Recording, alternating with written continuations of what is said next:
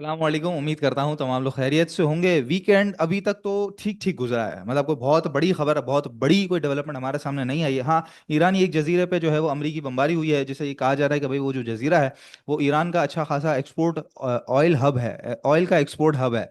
और उसकी वजह से जो इंटरनेशनल ऑयल प्राइसेस हैं वो कुछ डिस्टर्ब हो सकते हैं। तो इंटरनेशनल प्राइसेस का क्या एक अभी इस वक्त सिचुएशन चल रही है वो इंशाल्लाह चार्ट्स पे चल के डिस्कस करते हैं। उसके अलावा इंशाल्लाह आज जो है वो KC 100 को थोड़ा तफसीली डिस्कस कर लेंगे, ताकि बेहतर तरीके से आपको अभी तक का सिनेरियो समझ आ जाए कि मार्केट किस तरीके से चली है। और फिर उसके बाद अगले हफ्ते का, अगले पूरे हफ्ते का जो कि 4 दिन है, जुम्मे वाले दिन छुट्टी होगी, तो 4 दिन का हमें किस तरीके से आगे इम्पैक्ट लेके चलना है और आगे किस तरीके से हम अपने पोर्टफोलियो को लेके चलेंगे, क्या हमारी बेसिकली स्ट्रेटेजी रहेगी। और साथ ही इसके अलावा कुछ कम कीमत वाले स्टॉक्स, या कह लीजिए कि कुछ इसके अंदर पेनी स्टॉक्स भी हैं, वो मैं लेकर आया हूँ, क्योंकि जरा पब्लिक की डिमांड होती है कि भाई कुछ कम कीमत वाले स्टॉक्स बताएं। एक तो बात यह है कि कुछ लोगों के पास पुराना उनके पास रखा हुआ है अच्छा खासा, वो नीचे आ चुका है, तो वो कुछ एवरेज करना चाह रहे हैं। और दूसरा ये है कि वो लोग जो नया पैसा भी डालना चाहते हैं, तो वो ये चाहते हैं कि भाई कुछ छोटा छोटा स्टॉक भी मुझे बताइए, क्योंकि लोगों को ऐसा लगता है कि उसके रेट बहुत तेजी से बढ़ते हैं, हालांकि परसेंटेज वाइज उसी तरीके का एक रिटर्न मिल रहा होता है, ठीक है, मार्केट में। लेकिन खैर, मैं लेकर आया हूँ जो पब्लिक की डिमांड है, ज़ाहिर स्टॉकीफाई उसी तरीके से आपको सर्व करता है। तो सबसे पहले जी हम लेकर आ जाते हैं ऑयल के चार्ट को हमारी आंखों के सामने, कि ऑयल हमारे हमारे सामने क्या बातें कर रहा है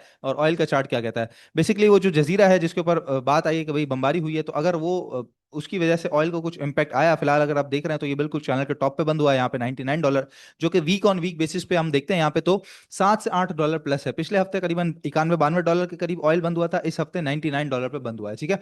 तो अभी फिलहाल वो वाला हाई, जो इसका हाई लगा हुआ है यहाँ पे $120 का, वो तो नहीं आया सामने, लेकिन हाँ टॉप के करीब करीब है। फिलहाल मुझे ये अच्छा खासा तगड़ा रेजिस्टेंस एरिया नजर आता है 4 आवर ग्राफ के ऊपर, $104 का, करीबन करीबन $104 का, 103.50, 104, 104.50, ये एरिया है जहां पे आके ऑयल थोड़ा सा रुक सकता है। उसके बाद फिर नीचे आ सकता है रीटेस्टिंग के लिए, अगर तो इसने टेक्निकली पूरा मूव दिया, क्योंकि खबरों के ऊपर चल रहा है, जंग लगने की खबर आई तो सीधा ऊपर, उसके बाद सप्लाई चेन बढ़ाने की बात आई तो उसके बाद नीचे, फिर साइडवेज, उसके बाद फिर ऊपर। तो है तो बड़ा अच्छा खासा जो है वो न्यूज का इंपैक्ट, लेकिन अगर ये टेक्निकली देखें तो बड़ा साउंड चल रहा है। तो टेक्निकली फिलहाल $104 के करीब करीब कुछ एक जरा सा रुकता हुआ सा नजर आता है। तो ऑयल प्राइसेस इंटरनेशनल मार्केट में तो बढ़ रहे हैं, लेकिन यहाँ पे हमारे यहाँ गवर्नमेंट ने फिलहाल पेट्रोल के प्राइसेस नहीं बढ़ाए, जिससे मैं मुत्तफिक नहीं करता। पर्सनली तौर पे मैं समझता था कि कुछ एटलीस्ट ₹5 ही सही बढ़ा देने चाहिए थे। गवर्नमेंट को थोड़ा थोड़ा इम्पैक्ट का आदत डालनी पड़ेगी एक साथ, इसी तरह ₹55, ₹70, ₹80 अगर देंगे हुकूमत आवाम को देगी, तो उसके बाद तिलमिला उठेगी आवाम। तो अगर ये छोटा छोटा इम्पैक्ट भी साथ साथ लेके चलेंगे तो बेहतर तरीके से होगा।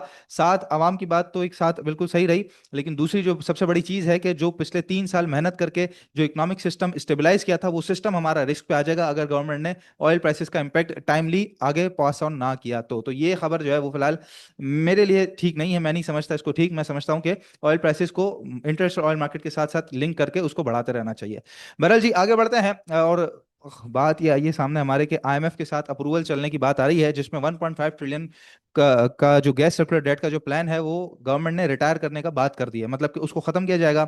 1.5 ट्रिलियन का जो गैस सर्कुलर डेट है उसको रिटायर करने का पूरा प्लान IMF के सामने पेश कर दिया गया है, और अब IMF का अप्रूवल आना बाकी है, जिसके अंदर ये कहा जा रहा है कि अगर जून से पहले पहले ये आ गया अप्रूवल, तो इंशाल्लाह बजट के अंदर वो सारी चीजें लागू हो जाएंगी, जिसमें गवर्नमेंट ये कहती है कि इसको खत्म किया जाएगा डिविडेंड स्टेट ओन एंटरप्राइजेस की तरफ से डिविडेंड देकर, इसके अलावा LNG की कुछ सेविंग करके, और साथ लेवी लगा के पेट्रोलियम प्रोडक्ट्स के ऊपर। तो ये प्लान तो खैर तैयार कर लिया गया है। अब देखें इसके ऊपर अगर IMF अप्रूव कर देता है तो ये हमारे E&P सेक्टर को बहुत तगड़े तरीके से, खासतौर पर E&P OMC, वो जो कंपनी जो गैस सर्कुलर डेट की मारी है, उनको बहुत तगड़ा यहाँ पे सपोर्ट करेगा। उनकी बैलेंस शीट आगे आने वाले वक्तों में काफी ज्यादा बेहतर होती हुई हमें नजर आएगी। तो ये एक काफी पॉजिटिव खबर है। जो वैसे ही E&P सेक्टर अभी इस वक्त पॉजिटिव चल रहा है इंटरनेशनल ऑयल प्राइसेस बढ़ने की वजह से, तो उसको भी काफी अच्छा सपोर्ट करेगी। साथ ही एक और खबर है जी, जो कि स्टॉक मार्केट को बहुत इंशाल्लाह ताला आगे आने वाले वक्तों में बहुत तगड़ा सपोर्ट करेगी। वो ये कि इस हफ्ते SECP ने सहूलत अकाउंट की जो लिमिट है वो बढ़ा के 30 लाख कर दी है। सहूलत अकाउंट पाकिस्तान स्टॉक एक्सचेंज में जो आप खुलवाते हैं बआसानी अपना एक NIC और बैंक अकाउंट की बुनियाद पे, यानी कि वो लोग जो proof of source of income जिनके पास नहीं है या वो नहीं शो करना चाहते, और वो चाहते हैं कि मैं छोटी मोटी इन्वेस्टमेंट के साथ स्टॉक मार्केट में शुरुआत कर सकूं, तो वो सिर्फ एक CNIC और एक बैंक अकाउंट, सिर्फ दो चीजें आपने प्रोवाइड करनी होती है और आपका बआसानी स्टॉक मार्केट में अकाउंट खुल जाता है। तो वो जो अकाउंट होता था सहूलत अकाउंट, उस पर पहले लिमिट थी 10 लाख की, यानी कि आप 10 लाख रुपए तक की ट्रेडिंग या इन्वेस्टमेंट कर सकते थे। अब वो लिमिट बढ़ा के कर दी गई है 30 लाख, यानी कि सीधा 3 गुना ज्यादा। उसके साथ ही एक और मेजर अपडेट यह है कि अगर आपका कहीं पे सहूलत अकाउंट खुला हुआ है किसी और ब्रोकरेज हाउस में, और अगर आप चाहते हैं कि मैं किसी और ब्रोकरेज हाउस की भी सर्विस ले लूं साथ साथ, यानी कि आपने एक और अकाउंट खुलवाना है, तो सहूलत के अंदर एक और अकाउंट खुलवाने की सहूलत मौजूद नहीं थी आपके पास। अब फिलहाल वो सहूलत भी मौजूद है, यानी कि एक ब्रोकरेज हाउस में आपका अकाउंट है तो दूसरे तीसरे चौथे आप ब्रोकरेज हाउस में अकाउंट बआसानी खुलवा सकते हैं और सहूलत अकाउंट खुलवा सकते हैं। तो ये बहुत बड़ी एक डेवलपमेंट हमारे सामने आई है इंशाल्लाह ताला। ये स्टॉक मार्केट के अंदर जो एक सिलसिला चला हुआ है ना, 50,000 अकाउंट, 40,000 अकाउंट, 25,000 अकाउंट जो मंथली आ रहे हैं कंटिन्यूसली, उसके अंदर मजीद इजाफा करेगा। खास तौर पर वो लोग जो थोड़ा सा समझ लीजिए कि छोटे शहरों में रहते हैं या थोड़ा गांव देहात में रहते हैं, कुछ दूर दराज इलाकों में रहते हैं, और वो छोटी इन्वेस्टमेंट से शुरुआत करना चाहते हैं, खासतौर पे उनके लिए बहुत अच्छा एक एक्सेस खुल जाएगा। जो लोग एक्सनेस के ऊपर और दीगर जो बेटिंग एप्स होती हैं उसके ऊपर जाते थे ना अपना पैसा बनाने के लिए, पैसा जाया करने के लिए, बेसिकली बनाने तो नहीं, जाया करने के लिए, तो उनको सीधा रास्ता मिल जाएगा। तो आप सभी के लिए बताता चलूं जी, आप अपना अकाउंट स्टॉक मार्केट के अंदर स्टॉकीफाई के साथ खुलवाइए। जितने वो लोग जो सहूलत अकाउंट अपना खुलवाना चाह रहे थे, सिर्फ एक सीएनआईसी की बुनियाद के ऊपर और एक बैंक अकाउंट की बुनियाद के ऊपर, दो चीजें आपने देनी है और बआसानी आपका सहूलत अकाउंट स्टॉक मार्केट में स्टॉकीफाई के पास खुल जाएगा। जिसका सबसे बड़ा फायदा क्या होगा आपको, कि आपकी टोटल जो इन्वेस्टमेंट है और जो सारी ट्रेडिंग है वो तमाम शरिया के उसूलों के मुताबिक होगी, क्योंकि स्टॉकीफाई सिर्फ और सिर्फ शरिया कंप्लाइंट के अंदर ही काम करता है। तो ना कोई फ्यूचर है, ना लेवरेज है, ना शॉर्ट सेलिंग है, ना ही कोई इंट्राडे का काम है, ना ही कोई नॉन शरिया स्टॉक के अंदर काम है। सारा काम शरिया कंप्लाइंट है, शरिया के उसूलों के मुताबिक लेकर हमारी टीम चलती है। तो आपने सिर्फ नंबर पर रब्ता करना है, 0311494443। इस नंबर पर अभी व्हाट्सएप पर रब्ता करना है। आपने पूछना है कि भाई सहूलत अकाउंट मुझे खुलवाना है, किस तरह की रिक्वायरमेंट है, तो वो बासानी आपको बता सकते हैं। खासतौर पर वो लोग जिनका दूसरे ब्रोकरेज हाउस में अकाउंट था और वो चाह रहे थे स्टॉकीफाई की सर्विसेज लेना, तो आप सभी को मैं बताता चलूं कि आप अपना नया अकाउंट भी खुलवा सकते हैं। तो आपका वहां पर अकाउंट है वो उसको वैसा का वैसा रहने दें, आप सहूलत अकाउंट नया हमारे पास खुलवा लीजिए। 031149444443। जैसे मैंने बताया कि टोटली शरिया कंप्लाइंट इंशाल्लाह ताला आपकी इन्वेस्टमेंट और ट्रेडिंग की शुरुआत होने जा रही है। अब यहाँ से आपने स्टॉकीफाई के साथ राब्ता करना है। मार्केट के ऊपर आ जाते हैं जी, बड़ा इंटरेस्टिंग है मार्केट को इस वक्त देखना और मार्केट के बारे में बात करना, क्योंकि मार्केट हमारी साइडवेज के अंदर है और जंग के हालात के अंदर जो सिचुएशन है वो बड़ी इंटरेस्टिंग है। चार्ट्स को मैं जरा ऑब्जर्व कर रहा था, मैं एक एक करके सारी चीजें इंशाल्लाह ताला आपके सामने अनफोल्ड करता हूँ। सबसे पहले तो हमारे सामने ये देख लीजिए कि ये जो जो बेरिश सॉरी बुलिश डाइवर्जेंस है जो पिछले हफ्ते भी मैंने आपको बताई थी, वो फिलहाल अभी तक इंटैक्ट है और डेली चार्ट्स के ऊपर इंटैक्ट है, जो कि काफी बेहतर बात है। और आरएसआई जो है वो आहिस्ता आहिस्ता ऊपर जा रहा है। इवन तो अगर आप देखेंगे कि इस हफ्ते भी जरा सा नीचे आया है, बट उस तरह का कर्व हमें आरएसआई में उतना फ्लैट कर्व नीचे की तरफ नजर नहीं आया, बिल्कुल साइडवेज की तरफ एक नजर आ रहा है। ठीक है, तो आरएसआई के अंदर फिलहाल बुलिश डाइवर्जेंस मौजूद है। अच्छा, दूसरा ऊपर आ जाए हम वॉल्यूम्स की तरफ, तो सबसे पहले बात कर लेते हैं वॉल्यूम्स की। अच्छा, इस जगह पे अगर आप वॉल्यूम्स को देखेंगे, थोड़ा सा मैं इसको अगर एक्सटेंड कर दूं, तो यहाँ पर जंग के बाद जो वॉल्यूम्स है वो काफी अच्छे और तगड़े बड़े बड़े आपको नजर आते हैं। लेकिन अभी की बात अगर हम करें, तो इस दिन जब ऑयल प्राइसेस बढ़े थे हमारे यहाँ पे, पेट्रोल प्राइसेस, तो नीचे का लॉक लगा था मार्केट का, उसके बाद अगले दिन अपर कैप लगा था। तो उसके बाद से अगर हम देखें, तो कैंडल्स की आप स्ट्रक्चर देखें, पिछले हफ्ते का स्ट्रक्चर और इस हफ्ते का स्ट्रक्चर, बड़ा वाजे फर्क नजर आएगा। बहुत बड़ी बड़ी कैंडल्स नहीं है, छोटी छोटी इनडिसाइसिव कैंडल्स हैं, मतलब कि कोई खास काम मार्केट में हुआ नहीं। दूसरी बात यह है कि अगर आप वॉल्यूम्स की तरफ नजर डालेंगे, तो वॉल्यूम्स कंटिन्यू डिक्रीजिंग साइड के ऊपर है, कंटिन्यू डिक्रीजिंग साइड पे, यानी कि गिरते हुए मार्केट के अंदर कोई किसी किस्म का वॉल्यूम नहीं आ रहा है। ये बात इस बात की निशानदेही है कि मार्केट के अंदर वो जो लेवरेज का एक फोर्स सेलिंग थी, वो जो मार्केट के अंदर जो एक माल निकल रहा था, लोग पैसा विड्रॉ करके निकाल रहे थे या जा रहे थे, पैनिक कर रहे थे, वो सब फिलहाल मार्केट ने एब्जॉर्ब कर लिया है और मार्केट बिल्कुल इस वक्त रुक चुकी है। यानी कि मार्केट के अंदर अब कोई मजीद फ्यूल बाकी नहीं है जो मार्केट को सेलिंग प्रेशर की तरफ मजीद लेकर जाए। हाँ, अगर कोई बहुत बड़ी खबर ना आई तो फिर मैं कुछ नहीं कह सकता, अदरवाइज जो चार्ट्स बता रहा है मैं सिर्फ आपको वो इंडिकेट कर रहा हूं। तो फिलहाल मार्केट के अंदर वॉल्यूम्स बिल्कुल ड्राई हो चुके हैं, यानी कि गिरावट का कोई सिलसिला नहीं है, सेलिंग प्रेशर मार्केट के अंदर एब्जॉर्ब हो चुका है। ठीक है, तीसरी बात हम एक और लेके चलते हैं, वो है एमएसीडी। अब एमएसीडी के अंदर अगर आप देखें, तो एमएसीडी के अंदर ये जो इसकी बार्स हैं, बार्स का सबसे पहले साइज देखें कि कितना छोटा छोटा होता जा रहा है, अच्छा खासा छोटा होता जा रहा है। दूसरा जो इनका रंग है कितना ज्यादा हल्का हो चुका है, यानी कि एमएसीडी भी अब बता रहा है कि बस अब यहाँ पे जो सेलिंग प्रेशर था, जो आप देखें कितनी बड़ी बड़ी आपको अच्छी खासी बार्स और डार्क रेड बार्स नजर आ रही थी, अब यहाँ पे अगर आप पिछले 2 हफ्ते से देखेंगे तो उनका साइज भी छोटा होता जा रहा है और जरा यहाँ पे आपको कलर भी थोड़ा हल्का होता हुआ सा नजर आ रहा है। यानी कि सब तरफ आरएसआई की बुलिश डाइवर्जेंस, वॉल्यूम्स का डिक्रीज होना गिरती हुई मार्केट में, और एमएससीडी की बार्स का हल्का होना और शॉर्ट स्क्वीज होना, सब तरफ डेली चार्ट्स हमें ये बता रहे हैं कि मार्केट में अब फिलहाल कोई सेलिंग प्रेशर बहुत बड़ा मौजूद नहीं है। हाँ, बाइंग इंटरेस्ट मौजूद है नहीं है, वो हम बात की बात वो अगले हफ्ते इंशाल्लाह ताला देखते हैं। अगले हफ्ते किस तरह मार्केट रहती है उस स्ट्रेटजी में इंशाल्लाह आपको बताता हूँ। तो फिलहाल की जो सिचुएशन है वो ये है कि मार्केट के अंदर कोई किसी किस्म का सेलिंग प्रेशर नहीं है। मार्केट अभी भी मजीद साइडवेज को कंटिन्यू करने की तरफ जा सकती है, अगले हफ्ते भी नजर ऐसा ही आता है कि अगर कोई बहुत खराब खबर ना आई तो मार्केट अगले हफ्ते भी इसी तरह का एक स्टांस रख सकती है और इसी एरिया को मजीद मजबूती से पकड़ के चल सकती है। ठीक है, ये हो गई डेली की बात। वीकली के ऊपर आ जाए, तो पिछले हफ्ते भी वीकली के अंदर सिचुएशन मैंने आपको बताई थी कि मार्केट के अंदर जो सिचुएशन है उसके अंदर यहाँ पर हमारे पास जो हालात है वो ये है कि मार्केट ने अपना 50 ईएमए को जो है वो पकड़ के रखा हुआ है। अच्छा, वीक ऑन वीक बेसिस पे भी अगर आरएसआई को देखें, तो ये यहाँ से यहाँ तक बिल्कुल इसका एंगल देखें और अभी का एंगल देखें, बड़ा एक वाजे फर्क नजर आएगा। बिल्कुल एंगल जो है वो बिल्कुल जो गिरा हुआ स्टीफ एंगल था वो जरा सा फ्लैट हो चुका है पिछले 2 हफ्ते से।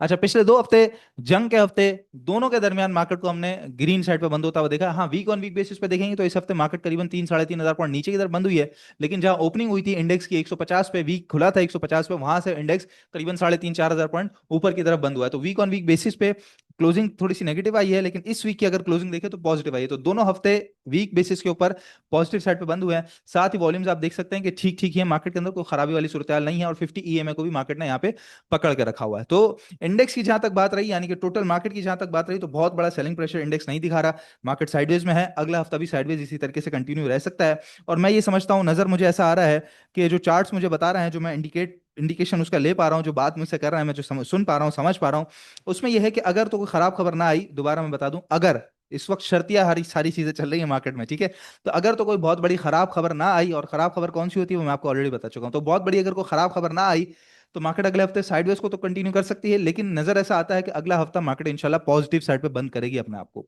ये नजर ऐसा आ रहा है कि इंशाल्लाह अगला हफ्ता हमारा पॉजिटिव रह सकता है। तो इसलिए आप लोगों को नहीं डरना चाहिए जी, घबराना नहीं चाहिए। जो पोजीशंस हैं उसको उसी तरह होल्ड करके रखें, क्योंकि सेलिंग प्रेशर अगर मार्केट में रुक चुका है, तो आपको भी बहुत बड़ी कोई सेलिंग करने की जरूरत नहीं है। कोई खराब खबर आई तो इंशाल्लाह देखेंगे उसको क्या सिचुएशन बनती है। अल्लाह ताला की जात सबसे बड़ी है जी, अल्लाह ताला से उम्मीद है इंशाल्लाह ये सारे मामला सेटल डाउन हो जाएंगे, और हम बेहतर तरीके से आगे भी काम कर सकेंगे, जिस तरह पहले वक्तों के अंदर करते हुए आए हैं। जब पहले मुश्किल हालात थे, उसके बाद हमने देखा कि कितनी बड़ी रैली थी, मार्केट जहां 40,000 50,000 के जो एक शैकल है उससे नहीं निकल पाती थी, हमने 1,90,000 का इंडेक्स देखा, और रैपिड देखा है, with in days, with in weeks, with in months देखा है।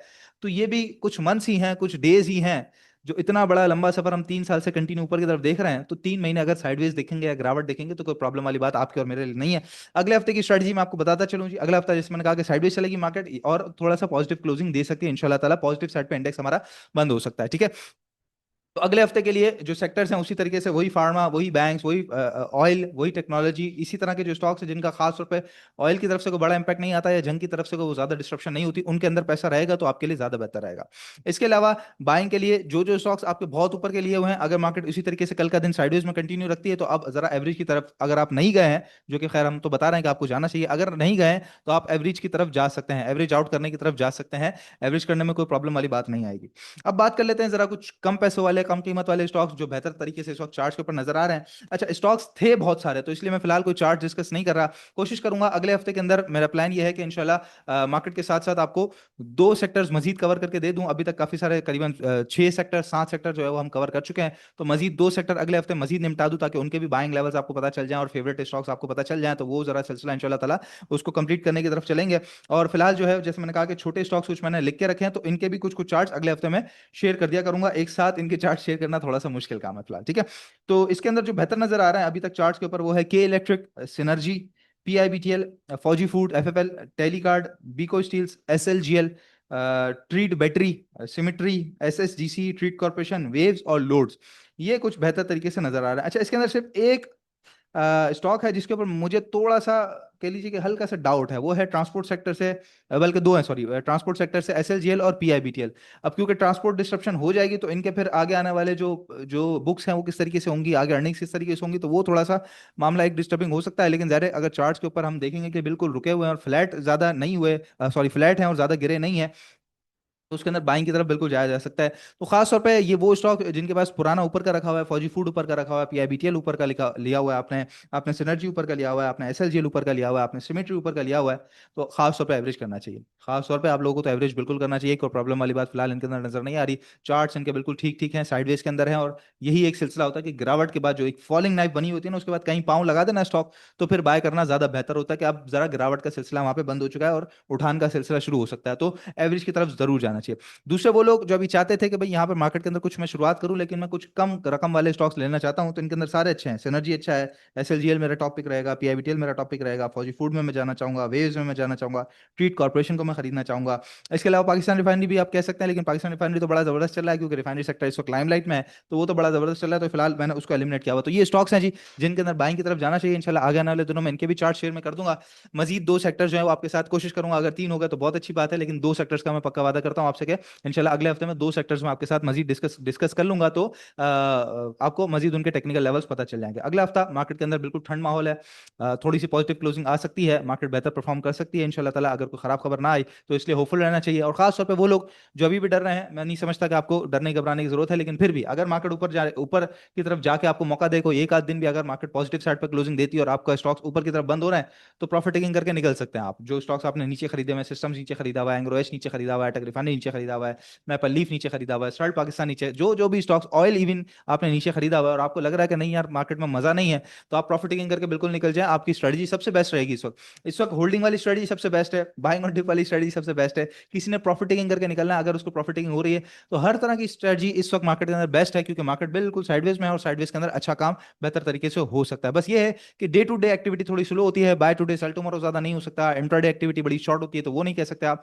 जमा करने का बड़ा एक अच्छा मौका हो सकता है। तो जिनके पास पैसा बच रहा हो, तो वो एटलीस्ट मैं समझता हूँ कि 50% प्रॉफिट टेकिंग करके निकलना चाहे तो निकल सकते हैं। ये सूरत हाल थी जी मार्केट में, ज्यादा बातचीत करने को कुछ है नहीं, तो इसलिए मैं बहुत लंबा ड्रैग नहीं करूंगा। इंशाल्लाह चार्ट्स को ही हम अपने सामने रख के चलेंगे, ज्यादा खबरों को, ज्यादा रूमर्स को अपने सामने नहीं लेकर आएंगे। जो चार्ट्स बता रहे हैं उस तरीके से चलेंगे। तो फिलहाल चार्ट्स ये बता रहे हैं कि साइडवेज इंटैक्ट रहेगा इंशाल्लाह, और अगले हफ्ते हम कुछ पॉजिटिव डेवलपमेंट जो है वो देख सकते हैं। बाकी याद रखिएगा जी, 10 लाख की इन्वेस्टमेंट अब 30 लाख की हो चुकी है, यानी कि मजीद आप 3 गुना ज्यादा काम कर सकते हैं। और इसके अलावा कहीं और अकाउंट है आपका, तो बासानी स्टॉकीफाई के पास भी अकाउंट आप खुलवा सकते हैं। नंबर आपको डिस्क्रिप्शन बॉक्स में मिल जाएगा, अगर तो आप यूट्यूब पे देख रहे हैं, और अगर आप फेसबुक पे देख रहे हैं वीडियो, तो इंशाल्लाह फर्स्ट कमेंट में भी आपको नंबर हमारा मिल जाएगा, तो आप रब्ता करके बासानी हमारे साथ अकाउंट खुलवा सकते हैं। इंशाल्लाह नेक्स्ट वीडियो में आप लोगों से मुलाकात होती है। अपना बहुत ख्याल रखिएगा। अल्लाह हाफिज।